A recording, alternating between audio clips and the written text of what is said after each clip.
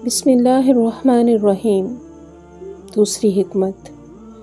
हज़रत यूसुफ़ अलैहिस्सलाम कहत के ज़माने में पेट भर कर खाना तनावल नहीं फरमाया करते थे। अमूमन भूखे रहते और गुरबाओ मसाकीन के साथ थोड़ा सा खाना खा लेते। रफ़ीक़ान ख़ास ने अर्ज़ किया, या हज़रत, हमारे पास गल्ले के अंबार लगे हुए हैं, राशन बंदी दूसरों के लिए है, आप तो सैर होकर खाना खा लिया करें। आपने जवाब दिया, एक भूखे शख्स की कैफियत और उसे पहुंचने वाली तकालीफ का वही अंदाज़ा लगा सकता है जो ख़ुद भूखा हो, इसी दौर और इसी हाल से गुज़र चुका हो। एक आसूदा हाल और दौलतमंद शख्स जिसका पेट अनवाउ इक़साम के खानों से भरा हुआ हो और हर वक्त खाता ही रहता हो, वो एक भूखे शख्स के जज्बात और कैफियत का अंदाज़ा नहीं लगा सकता।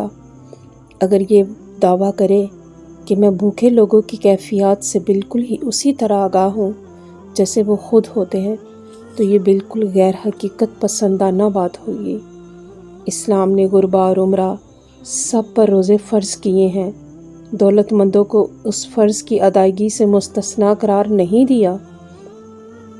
वो भी गुरबा की तरह बहर सूरत रोज़े रखें और गरीबों की तरह भूख बर्दाश्त करें, ख्वाह उनके घर खाने के अंबार लगे हों, ताकि इन्हें अमलन भूख का एहसास हो और तजर्बे से पता चले कि इस हालत में इंसान पर क्या बीतती है।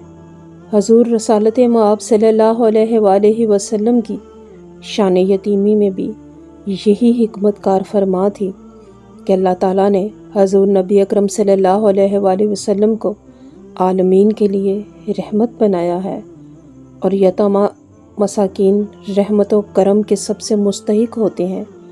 आपको यतीम पैदा किया ताकि आप गुरबा और यतामा और मसाकीन के मसाइल, अहवाल और मुश्किलात से अमली तौर पर आगाह हो जाएं, और जब गनाइम तकसीम करने का वक्त आए तो उन्हें दूसरों पर तरजीह दें और सबसे पहले रहमत व करम से उन्हीं को नवाजें।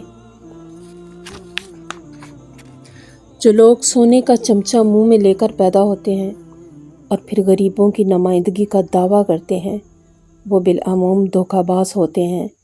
इन्हें पता ही नहीं होता कि गुर्बत किसे कहते हैं और गरीबों की मुश्किलात क्या हैं। वो गुर्बत का नारा फ़क्त अपने मफादात के लिए लगाते हैं।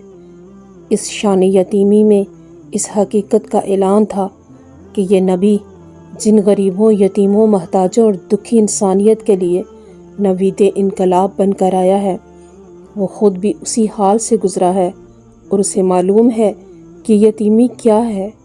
इसलिए जब ये दुखी और मजबूर व बेकस इंसानियत को बहाल करने और उसे उसका हक़ दिलाने की बात करेगा, तो ये आवाज़ उसके गले से नहीं बल्कि रूह से उठ रही होगी। और उसमें इस अमर की तरफ भी इशारा था कि इनकलाब ऐसे ही हालात की भट्टी से कुंदन बनकर निकलने वाले लोग लाया करते हैं, जागीरदार और सरमायादार नहीं ला सकते। जज़ाकल्लाह।